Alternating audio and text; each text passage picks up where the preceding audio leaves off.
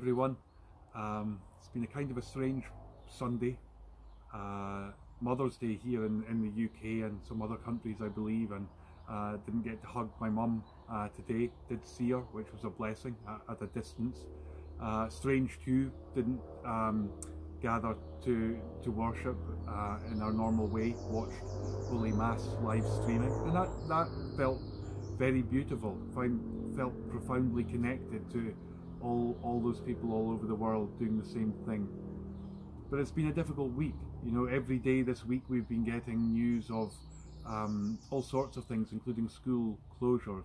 I think at this stage, probably in all our countries, our schools are closed indefinitely. And again, just reflecting on how much we take for granted, or have taken for granted, about education for our children.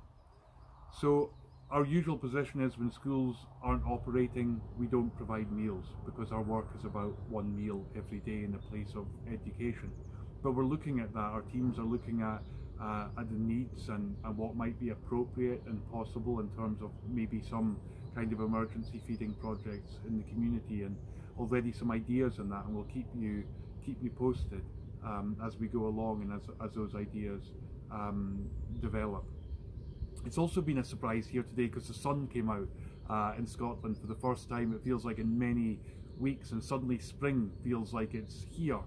And it's just made me reflect a little bit on the seasons, you know, how they come and they go and they change, you know, and it seems like all of us are in for a tough time here for some time globally.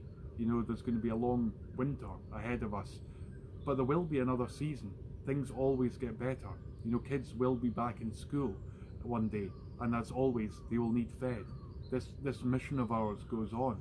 It's as important as ever.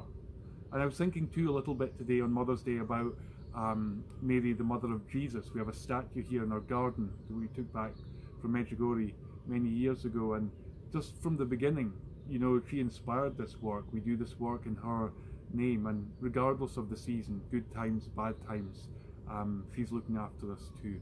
So thank you this week so much for all your encouragement, all your positive messages, all these meetings I've been in where people are coming forward with new ideas, new ways that we can keep going forward. So thank you. Please keep going.